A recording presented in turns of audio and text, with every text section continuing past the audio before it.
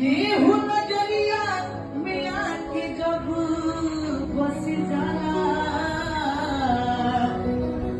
तब जी की प्रेम के बीमारी